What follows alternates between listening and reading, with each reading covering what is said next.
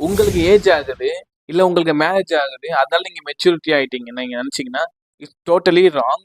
Because of that நமக்கு year by year age ஆகுறதுனால நம்ம மெச்சூரிட்டி ஆக முடியாது. ஜஸ்ட் வந்து நம்மளோட டைம் வந்து போய்க்கிட்டே இருக்கு. அவ்வளோதான். அதர்வைஸ் வந்து உங்களுக்கு நீங்க மெச்சூரிட்டி ஆகும்னு நீங்க யோசிக்கிறீங்கன்னா, நிறைய ப்ராப்ளத்தை ஃபேஸ் பண்ணணும். அந்த ப்ராப்ளத்துல இருந்து நீங்க நிறைய டேமேஜ் ஆகணும். ஈஸியா வந்து நீங்க வந்து மெச்சூரிட்டி ஆக முடியாது. நீங்க எந்த அளவுக்கு ஒரு பெரிய பெரிய விஷயத்த எடுத்து பண்றீங்களோ, ஒரு பெரிய பெரிய ப்ராப்ளத்தை ஃபேஸ் பண்றீங்களோ, அதுல இருந்து நீங்க லேர்ன் பண்ணுவீங்க. அதுல நீங்க டேமேஜ் ஆவீங்க. அப்பதான் உங்களால வந்து மெச்சூரிட்டிங்கிற ஒரு விஷயத்த வந்து அடையவே முடியும். பெரிய பெரிய சக்சஸ் ஆனவங்களை பாருங்க, ஃபேமிலியில பெரியவங்களை பாருங்க, லைஃப்ல எவ்வளவு ஸ்ட்ரகிள்ஸை ஃபேஸ் பண்ணி வந்திருக்காங்கன்னு பாருங்க. மூலியமா அவங்களோட பேசுற விதம் எப்படி இருக்கும் பாருங்க. பீப்புள்ஸ் வந்து அவங்க அண்டர்ஸ்டாண்ட் பண்ற விதம் எந்த மாதிரி இருக்குன்னு யோசிச்சு பாருங்களேன்.